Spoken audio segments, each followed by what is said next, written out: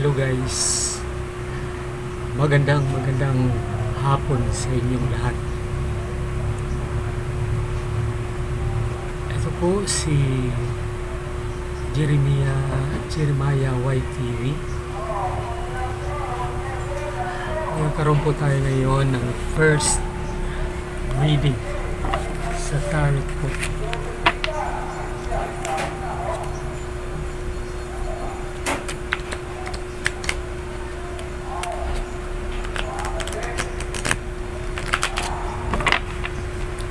Tatanong po tayo mga guys dito sa tarots.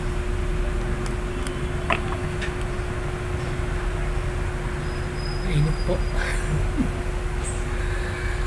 Init po ang panahon.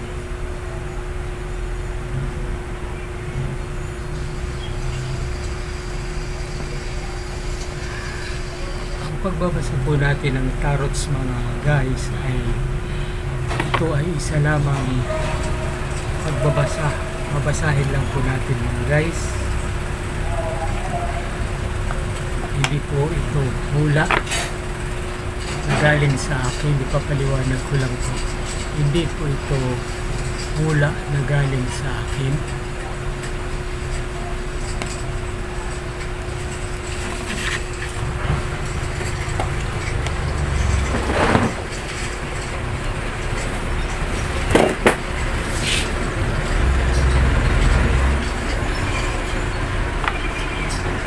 Magbabasa po tayo base po sa mabasa natin sa tarots. Yun po ang bibigyan natin ng kahulugan. Hindi po ako manghuhula, pero ito po ay babasahin natin depende po sa makuha nating tarots. Maliwanag, hindi po ako manghuhula, pero ito po ay babasahin ko lang po ang tarots na ating mababasa o ating mabubunot dito pa rin sa tarots ni Mr. Jeremiah. Ito po sa video natin.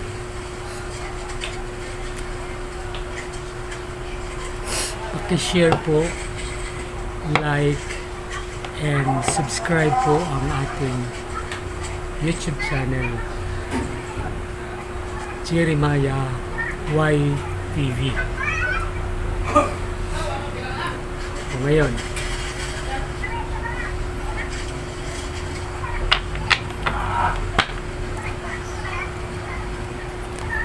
itatanong po natin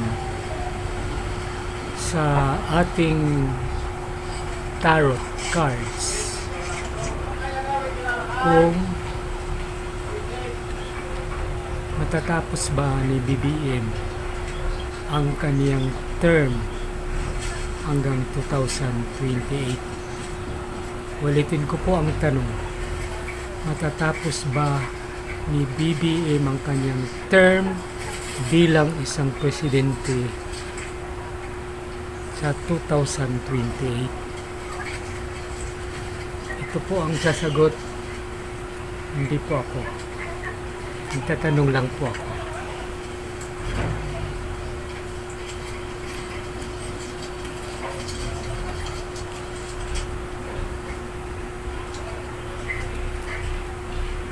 Pasensya na po at hindi po ako sanay tumpi ng barahan ng kasi hindi naman ako gambler, kaya depende lang po sa paghuhukay natin dito sa tarots na to. Ayan. Magkukuha po tayo ng tatlong baraha. Kung matatapos ba ni BBM ang kanyang nalalabing 3 taon bilang isang pamuno. Ano po? Ang mabubunot po natin, bibigyan po natin ng meaning kung ano po ang sagot ng tarot. 1, 2, 3, tarot. Sumagot ka ng tama. Ano? At matatapos ba ni Marcos ang kanyang term hanggang 2028? Tarararan! Ano to?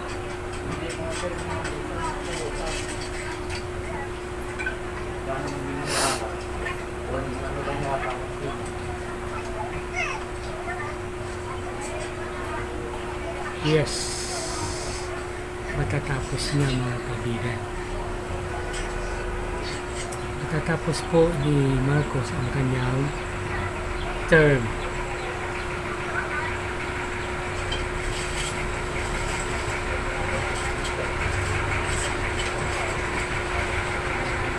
Sa numerong 19,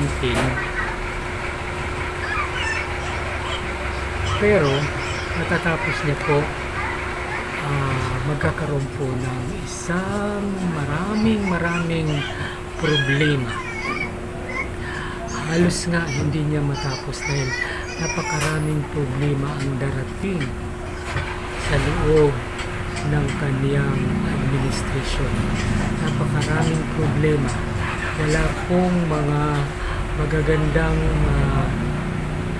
mangyayari o mga proyekto, wala pong pag-asa na umasinso ang ating bansa, sapagkat mga kaibigan, marami pong mga against sa kanya, marami pong nagsisip-sip sa kanya, marami pong gusto siyang ipabagsak, marami siyang gustong gawin, subalit marami po ang umahadlang sa kanya. Ngunit sa kabila ng kanyang pananatili sa pwesto, tingnan na lang natin ang susunod. And dito pwedeng may pagpatuloy niya ang kanyang pamumuno. Subalit, marami pong balakid, marami pong nakahadlang, marami pong mga taong gusto siyang siraan. At malaki po ang problema na tatahakin ng kaniyang pamahalaan. Mainit po siya ngayon sa mga tao ng mga Pilipino. Tingnan natin mamaya sa susunod na baraha kung ano ang mangyayari.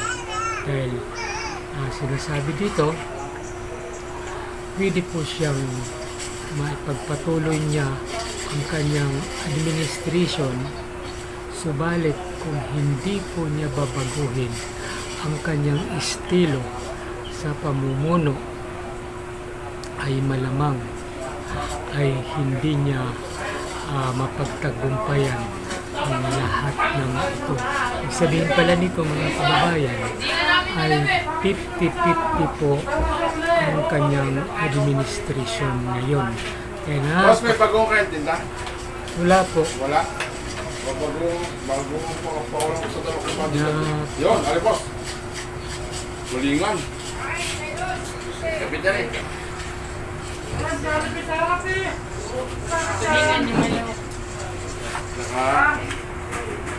Malinis ba ito? Ito?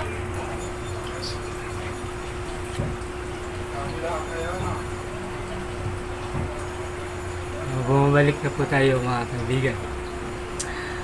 Ito po, araw po ito. Ibig sabihin, napakainit po ng ating Pangulo ngayon sa mga tao. Parang katulad ngayon, mainit. Talagang mainit, galit na galit ang mga tao sa kanya. No? At ito naman si Pangulo ay gusto nang tumakas. Gusto na siyang tumakas. Tingnan mo, nakasakay siya sa isang kabayo na walang mga gamit na gusto niya nang takasan. Subalit may pumipigil sa kanya dahil ang mga taong ito ay may mga ambisyon, no? May mga ambisyon. Kaya pinipigilan siya. Pero mananatili siya kung babaguhin niya ang kanyang pamamaraan sa pagiging pangulo. Subalit kung hindi, abangan ang susunod na baraha. Yan. Kuha tayo ng baraha kung talaga bang matatapos niya ang kanyang termino. Ito. Saan natin? Oh my God.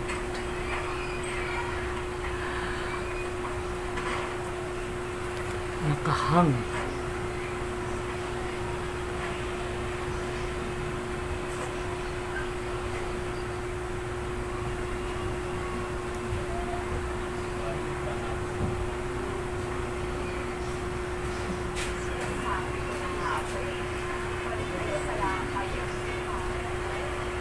Ang kanya pong pamumuno ngayon ay kapit sa kanyang pwesto at marami pong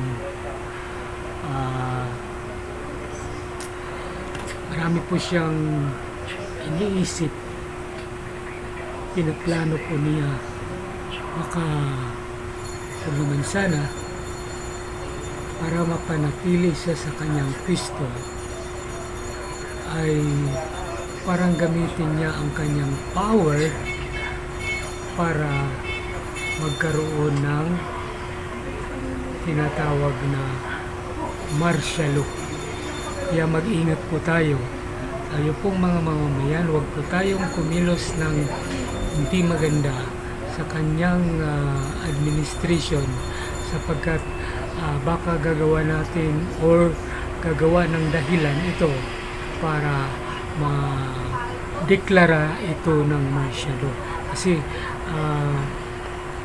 talagang ayaw niyang umalis sa kanyang pwesto ngayon dahil ayan, nakatali po siya.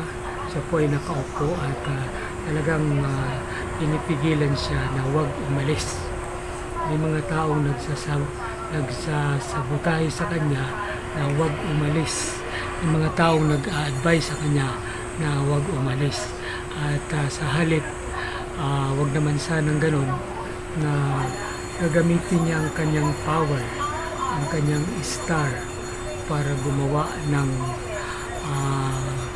hakbang para mapanatili niya ang kanyang kapangyarihan. Pwedeng martial law,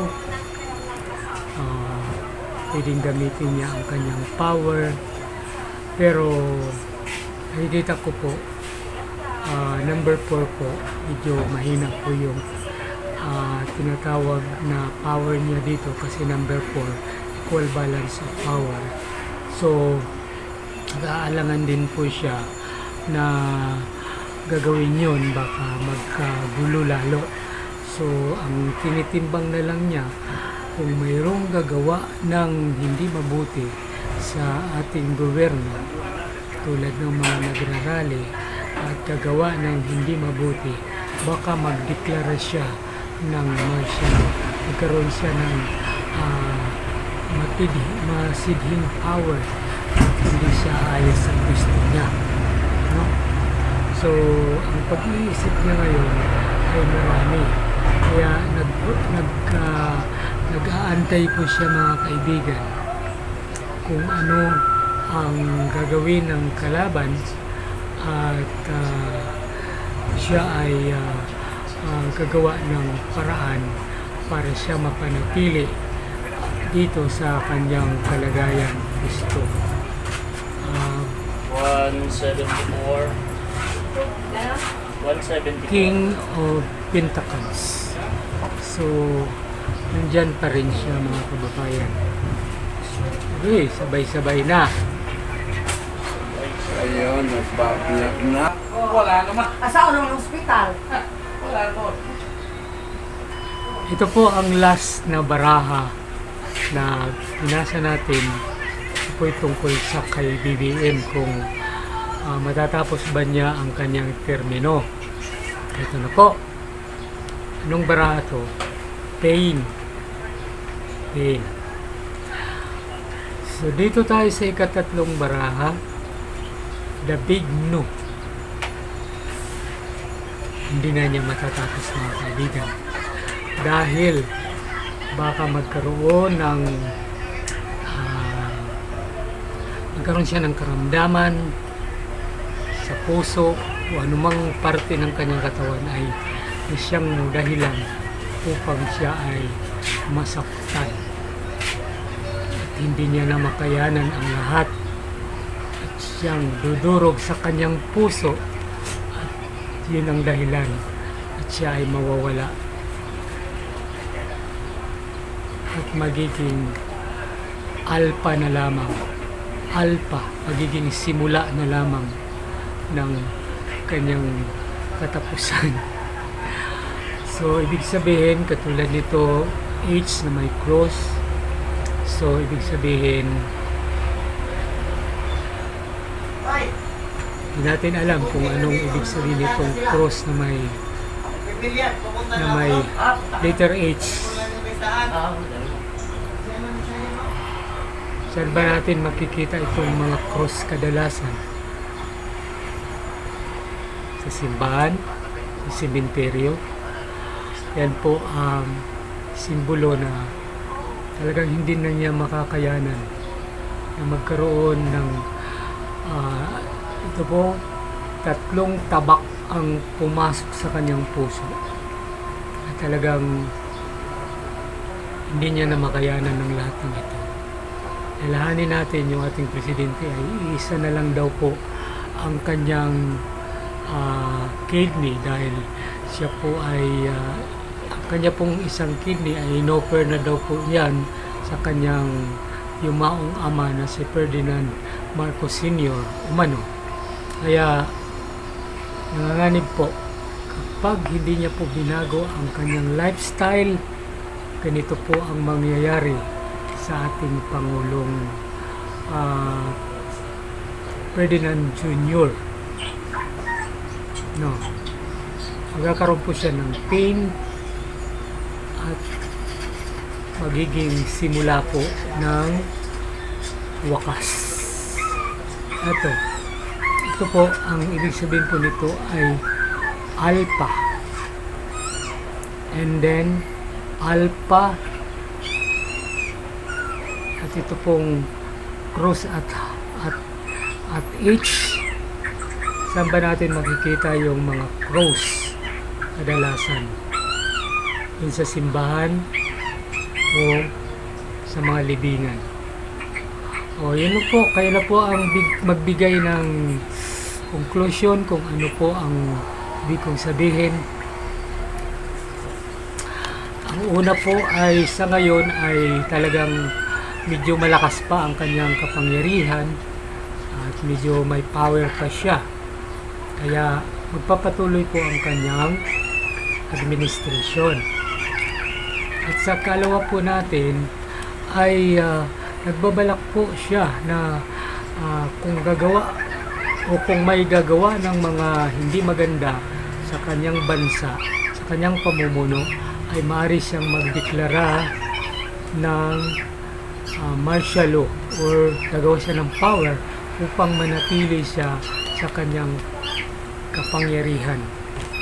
Subalit sa huli po, ito po ang nangyayari na siya po ay makakaranas ng pain, ng sakit, ng hindi na niya matiis at dito po magsisimula ang kanyang wakas. So maaaring sa malapit na nakatapusan ng kanyang term, matapos ang kanyang term, ay sasapitin niya itong mga ito. Maraming salamat po. Ito po si Jeremiah YTV. Subscribe and like and share po ang ating YouTube channel, ang ating video for today. Maraming salamat po. Thank you.